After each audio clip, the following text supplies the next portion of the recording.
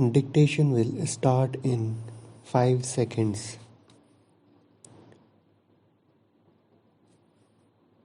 Start. We believe that the private sector, both in agriculture and industry, will provide the needed thrust to economic growth. However, government will have to continue to play a crucial role in strengthening the social and physical infrastructure. This cannot happen unless the fiscal health of the government at the center and in the states improves considerably and gains strength. The realization of the social and economic objectives of the ninth plan depends critically on our being able to finance public investment in crucial areas of social and physical infrastructure. We will fail in our duty if we do not improve the central and state finances. The center has started taking certain firm measures to fulfill our responsibility. I urge the state governments to to put their finances in order. Dear Chief Ministers, recent trends in this regard are alarming. States' own contribution to plan financing has been almost non existent. States are increasingly borrowing even to finance their current consumption. Reluctance to mobilize additional resources to meet increasing expenditure is the reason for this. There is a need for austerity all around to contain wasteful public expenditure.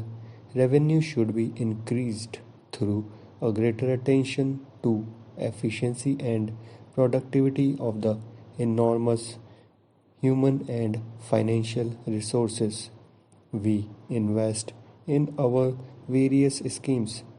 Can we accomplish this without a political consensus to end competitive populism?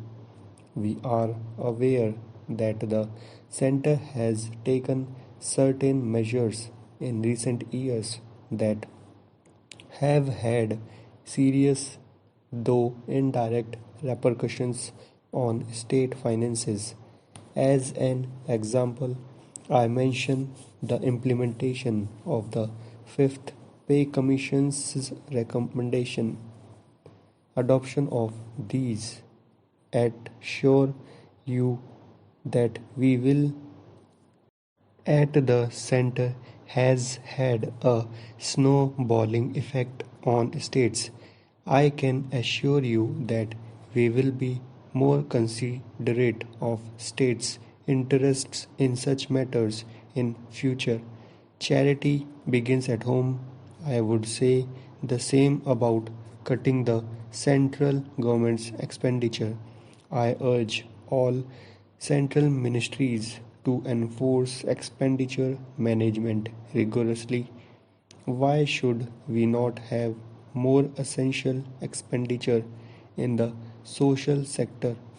Today, there is both a need and scope to raise resources through levying reasonable electricity tariffs and irrigation charges.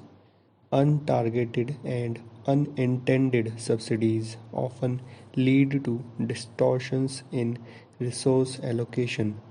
Besides failing to benefit the really poor, reforms in the power sector, which we have been overdue, must be quickly implemented by states that will lead to better financial notations of the power sector, which under serves financial freedom for the time being.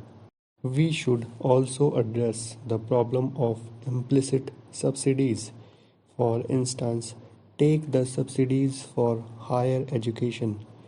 Is it not paradoxical that even rich students College fees in some states are less than what they spend on cold drinks. No government can afford to provide costly services free of cost universally. They must levy reasonable user charges wherever possible, particularly for non-merit goods and services.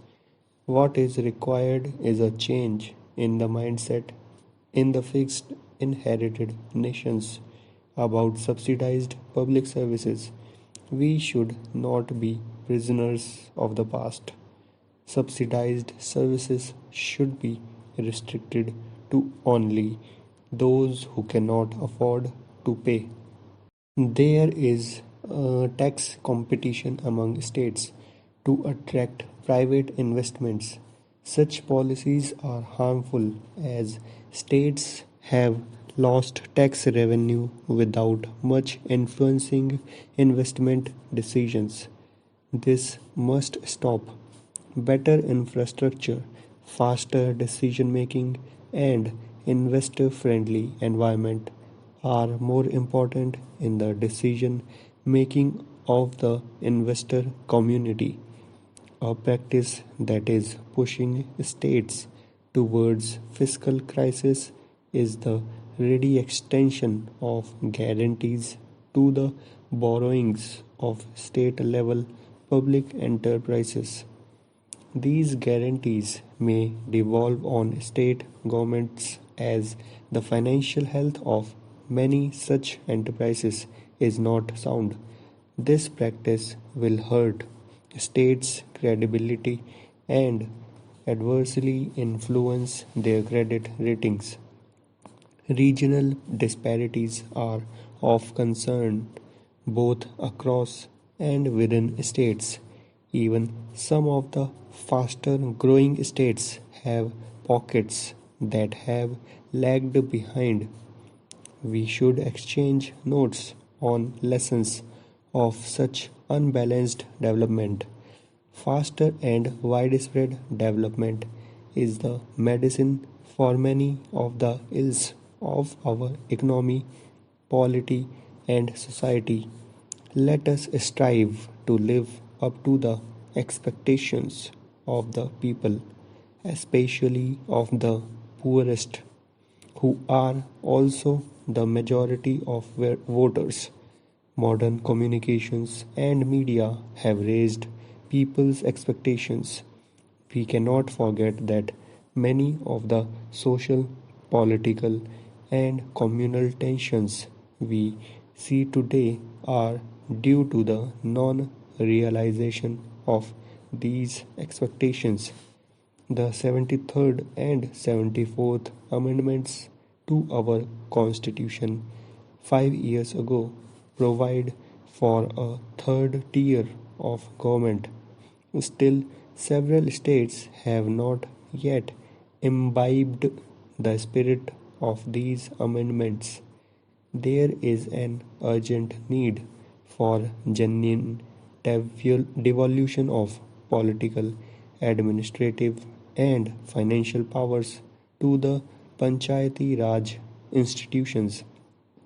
If democracy works at the national and state level, it will surely work at the village level also. Rather, democracy at the national and state levels will only be enriched by extending it to the grassroots. All of us cherish peaceful and orderly progress. Good governance is essential for this. The rule of law is a prerequisite for good governance.